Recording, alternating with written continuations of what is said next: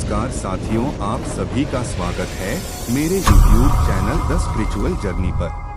साथियों, आज हम बताएंगे युधिष्ठिर को स्वर्ग क्यों प्राप्त हुआ। कहानी को पूरा सुने और कृपया चैनल सब्सक्राइब कर लीजिए। साथियों, महाभारत युद्ध में अपने भाइयों का वध करने के पश्चात पांडव आत्मग्लानि से भर गए थे और सब कुछ त्याग कर सशरीर स्वर्ग जाने की इच्छा से उत्तर दिशा की ओर चल पड़े थे। और केवल युधिष्ठिर ही सशरीर स्वर्ग में प्रवेश कर पाए थे, तो बाकी पांडव और द्रौपदी के साथ मार्ग में ऐसा क्या हुआ था जिसके कारण वो सशरीर स्वर्ग तक नहीं पहुंच पाए थे। आइए आपको विस्तार से बताते हैं। साथियों, 18 दिनों तक चले भीषण महाभारत युद्ध के समाप्त होने के पश्चात पांडवों ने 36 वर्षों तक राजपाट संभाला। कौरव उनके भाई थे और कौरवों का वध करने से उनका मन आत्मग्लानि से भरा हुआ था और उन्हें ये भी आभास होने लगा था कि पृथ्वी पर अब उनका कार्य पूर्ण हो गया है। इसलिए भगवान श्री कृष्ण के अपने धाम में लौट जाने के बाद महर्षि वेद व्यास जी के कहने पर उन्होंने अपना सारा राजपाट अभिमन्यु के पुत्र परीक्षित को सौंप दिया था और साधु वेश में द्रौपदी संग स्वर्ग की ओर चल पड़े थे। उनके साथ एक कुत्ता भी उनके पीछे पीछे चलने लगा था।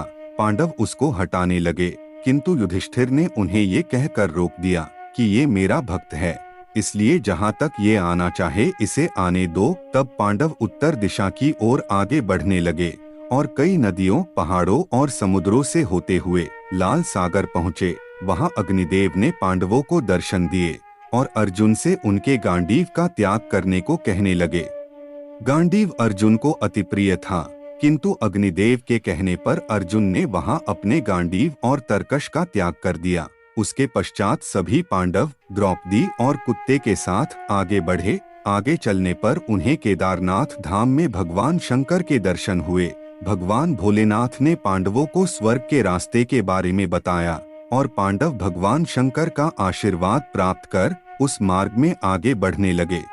आगे उन्होंने बालू से भरे समुद्र को पार किया और उसके पश्चात वह सुमेरु पर्वत पर पहुँचे। फिर पांडवों ने बद्रीनाथ धाम के पास सरस्वती नदी को पार किया, किंतु द्रौपदी के लिए उस नदी को पार करना बहुत कठिन था। इसलिए भीम ने एक विशाल शिला को उठाकर उस नदी के बीच में रख दिया, जिससे द्रौपदी आराम से चलते हुए नदी को पार कर गई। कहा जाता है कि बद्रीनाथ धाम के पास माण गांव में आज भी वो शिला सरस्वती नदी के बीचों बीच रखी हुई है, जो वर्तमान में भीम पुल के नाम से प्रसिद्ध है। आगे कुछ दूरी तय करने के पश्चात द्रौपदी लड़खड़ाते हुए पर्वत से नीचे गिर गई।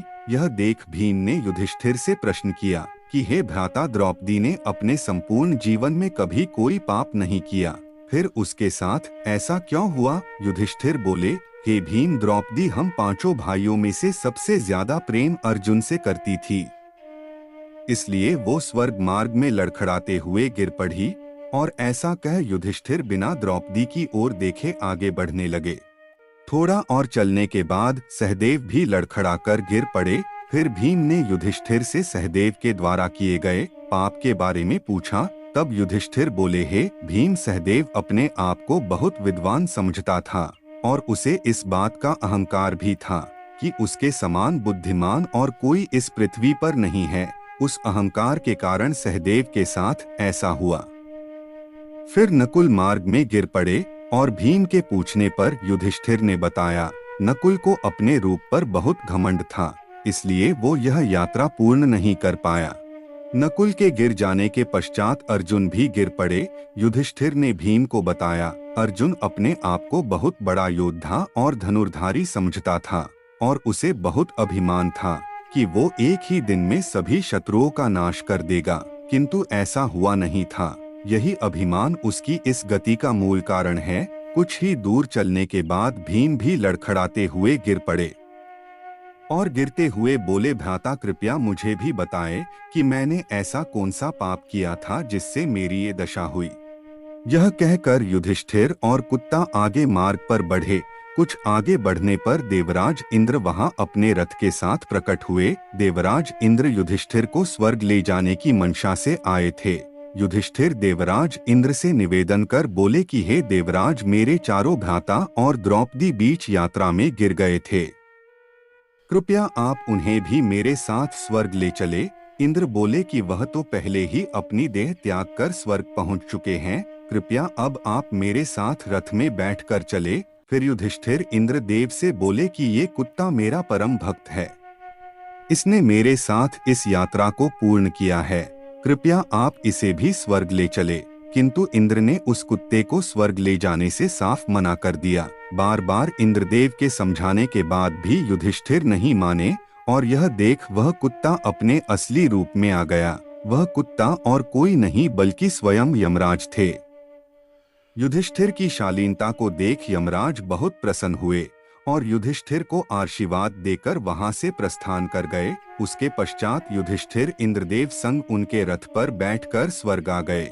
स्वर्ग पहुंचने के पश्चात युधिष्ठिर ने देखा कि वहां देवताओं के साथ दुर्योधन भी विराजमान है। ऐसा देख युधिष्ठिर ने इंद्रदेव से प्रश्न किया कि हे इंद्रदेव, मैं ये समझ नहीं पा रहा हूँ कि दुर्योधन अधर्मी होने के बाद भी स्वर्ग में कैसे विराजमान है। इंद्रदेव बोले, हे युधिष्ठिर, दुर्योधन के सामने उसकी हार थी, फिर भी उसने बहादुरी से अपने अंतिम समय तक युद्ध किया। उसी पराक्रम के कारण दुर्योधन को स्वर्ग प्राप्त हुआ। स्वर्ग में अपने भाइयों और द्रौपदी को ना पाकर युधिष्ठिर फिर इंद्रदेव से बोले कि हे इंद्रदेव, मेरे सभी भ्राता और द्रौपदी कहाँ पर है, कृपया मुझे भी वहाँ ले चले, क्योंकि मुझे उनसे बेहतर स्थान मिले ऐसा मुझे मंजूर नहीं है। यह सुन देवराज इंद्र ने एक देवदूत को युधिष्ठिर को उस लोक में ले जाने को कहा जहाँ उसके भाई और द्रौपदी है। देवदूत युधिष्ठिर को असिपत्र नामक नरक में ले गए।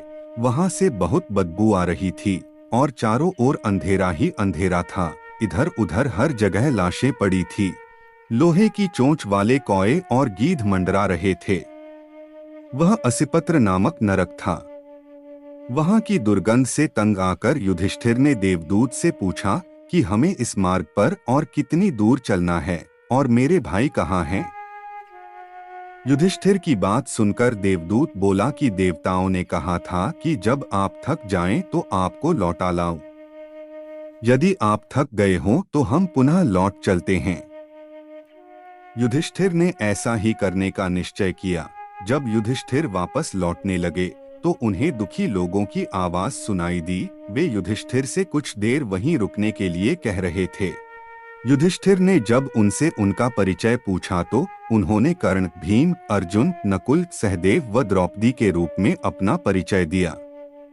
तब युधिष्ठिर ने उस देवदूत से कहा कि तुम पुनः देवताओं के पास लौट जाओ। मेरे यहाँ रहने से यदि मेरे भाइयों को सुख मिलता है तो मैं इस दुर्गम स्थान पर ही रहूंगा। देवदूत ने यह बात जाकर देवराज इंद्र को बता दी। युधिष्ठिर को उस स्थान पर अभी कुछ ही समय बीता था कि सभी देवता वहां आ गए। देवताओं के आते ही वहां सुगंधित हवा चलने लगी, मार्ग पर प्रकाश छा गया। तब देवराज इंद्र ने युधिष्ठिर को बताया कि तुमने अश्वत्थामा के मरने की बात कहकर छल से द्रोणाचार्य को उनके पुत्र की मृत्यु का विश्वास दिलाया था। इसी के परिणाम स्वरूप तुम्हें भी छल से ही कुछ देर नरक के दर्शन करने पड़े। अब तुम मेरे साथ स्वर्ग चलो, वहां तुम्हारे भाई व अन्य वीर पहले ही पहुंच गए हैं।